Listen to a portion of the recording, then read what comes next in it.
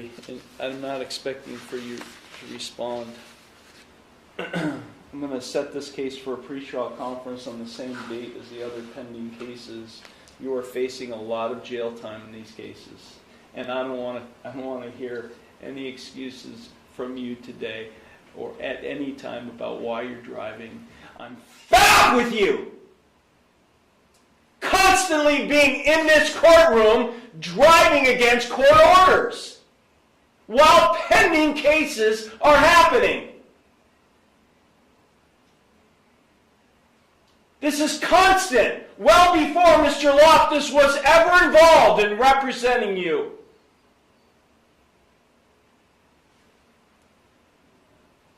If there's one more incident between now and the next pretrial where you come in to this court having gotten another citation, you might as well just walk to the jail. I'm fed up with you. I can't believe I'm letting you go. I can't believe I'm letting you walk out this door.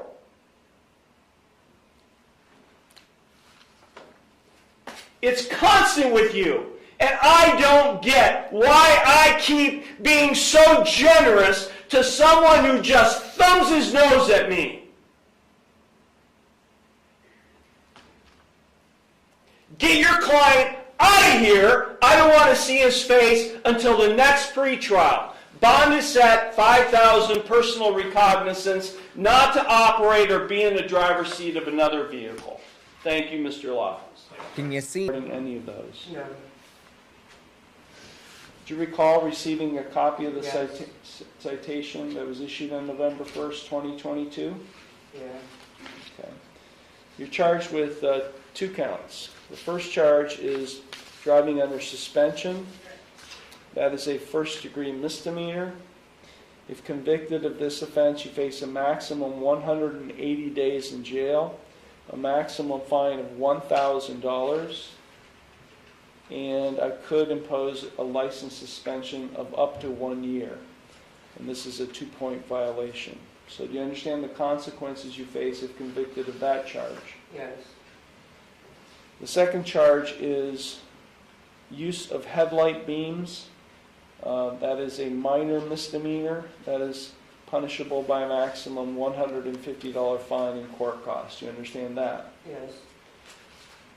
The officer, I don't know why he checked not applicable on the ticket, but it is very applicable. If you need to provide the court proof of insurance that on the vehicle you were driving on November 1st, 2022.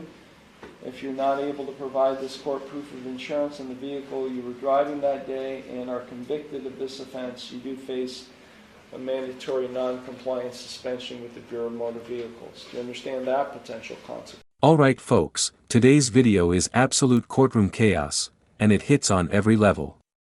We've got repeat offenders who apparently think court orders are optional, a defendant who learns the hard way that disrespecting a judge in front of school kids is a terrible life choice, and later, an attorney who straight up says, "I'm not risking my license for this nonsense." And if that wasn't enough, we're also getting the ode. Especially brutal is how calm the judges remain while these defendants completely self-destruct. No yelling. No theatrics. Just consequences. Watch closely how patience turns into frustration, how credibility evaporates in real time, and how judges draw hard lines when people keep testing them. This is one of those videos where every defendant thinks they're winning.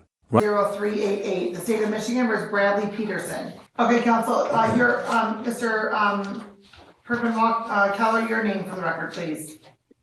Good morning, Your Honor. Yvonne Parabon Keller, P84328, appearing on behalf of Mr. Bradley Peterson, who is present today in the courtroom. All right, thank you. And Mr. Peterson, for the record, please. Bradley Thomas Peterson. All right, thank you. And Ms. Bella, your appearance for the record, please. Good morning, Your Honor. Michaela Vella on behalf of the people, P87185. All right. And so today is the date scheduled for a probable cause conference in this matter. And counsel? Your Honor, I had the opportunity to speak with Mr. Peterson in the breakout room, and this is something that the court may be aware of, and I am not. Mr. Peterson had recently come out of being incarcerated for the purposes of these proceedings. He got out on bond, and that was arranged. Mr. Peterson and I had discussed a number of things in the breakout room. We discussed going forward with strategy in this case, and Mr. Peterson had informed me that he had filed a motion with the court to remove the judge from this case. And regardless of whether that motion had been filed or not, or whether he intended for such a motion to be filed, I advised him that I was not comfortable with doing so and that I did not agree to do so for the purposes of this case. And as such, him and I discussed that this was going to be a stopping point in going forward with representation. And as such, we parted amicably. And at this time, I would ask to be allowed. This is what judicial patience finally snapping looks like, and notice, the judge still isn't yelling. That's what makes it scarier. Mr. Gregory is out on bond for driving without a license, and keeps driving. Over and over. This isn't confusion. This isn't hardship. This is blatant disregard for court orders. Judges will tolerate mistakes, misunderstandings, even excuses, but they will not tolerate carefully to the language here. I'm fed up. That's not casual frustration. That's a warning shot. When a judge starts documenting a pattern like this on the record, it's no longer about the original charge, it's about respect for the court's authority. At this point, the judge is basically telling him, Be removed from this case because Mr. Peterson filed a motion on his own and not with discussion with you, and you're not comfortable with that motion. That is not the sole reason, Judge. Mr. Peterson insisted that the only way that he would be comfortable with me representing him in this case, is if I continued and persisted with this motion. I do not agree with the motion that he is filing, and he said that he would prefer to go on his own if I would not go forward with this motion in his behalf. And we had a civil discussion about this, Judge. We did not have a fight or anything. I want to make that clear. Mr. Peterson and I have a good relationship, speaking-wise, so I'm not trying to cast aspersions on him at any point. I want the record to reflect that. But this is an impasse that we have reached, and that is the reason I have brought this to the court's attention. Okay. All right, the court will note that there was a motion that was filed today, asking for this court For the videotape, hearing a bell and charges. Okay, we don't have videotape. You can request a transcript, certainly. That's, yes, you can certainly request a transcript. You don't need a motion for that. You can request a transcript without a motion, just so you know. Okay, well, we did it over Zoom, so I just assumed that you'd have a videotape of it and not a transcript of the 7th, of January 7th, when we had a bail bond discussion and the charges of trespassing and assault at City of Haven. We did it over Zoom. I understand we did it over Zoom, but we don't, that was not recorded over Zoom. It was just recorded on our transcript. Okay, well, I'm gonna have to file a motion for that, I guess, because I don't. No, sir, what I'm saying is that you don't need a motion for transcripts. You can just request a transcript. Here is a rare moment of brutal honesty from the bench. Judges don't usually say this part out loud. When he says, "I can't believe I'm letting you walk out," that's the sound of someone who already knows how this ends. And the conditions he sets? Crystal clear. No driving. No excuses. No phrase, "You might as well just walk to the jail," isn't sarcasm, it's prophecy. Judges give people rope when they think there's a chance they'll comply. But once someone proves they won't, every future violation becomes intentional. And intentional violations get punished harder. Mr. Gregory is being handed one last lifeline here, and based on this track record, everyone in that courtroom already knows.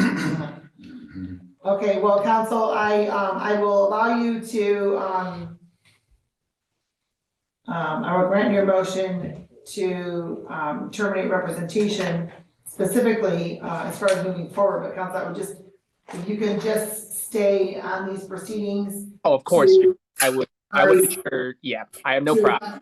Let me finish, please. I'm To sorry. advise Mr. Peterson appropriately if he's getting into some territory he shouldn't be getting into, okay? Of course, Judge. Thank you. So the motion you filed today, sir, is regarding the Zoom video that does not exist, but the transcripts you can certainly request, correct? Yes. That's all of this one. You filed something on January 17, and you're requesting under 2.003 to dismiss, disqualify the judge as follows. Filed the motion in good faith. Fair bond conditions and restrictions to stop U.S. public protests at City of Winnebago Public Schools are biased favors given to plaintiff. Okay, well, sir, I can tell you that that's not, that's a condition this court put in because that's what's alleged as a violation. So to protect the complaining witnesses, that's what the court put in. Just as in any assault case, sir, I put a no contact provision in. And so that is why I did that, not because there's any bias at all. Well, if you keep Not reading, at all. If you keep reading, Your Honor, you'll see that the U.S. Federal Court, Judge Grant, Your Honor, because the city of Woodhaven tried to put a PPO on me, specifically told them. What I'm trying to do is that there is, right now, that there's a complaining witness. There are allegations, and so the court, as condition of bond, has put certain parameters and conditions of bond on.